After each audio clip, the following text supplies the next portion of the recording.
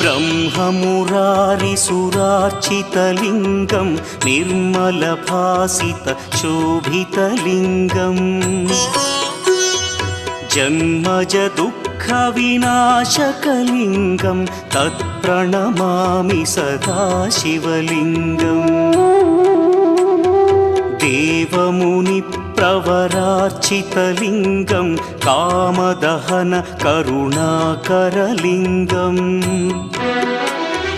रावणदर्पविनाशकलिङ्गं तत्प्रणमामि सदा शिवलिङ्गम्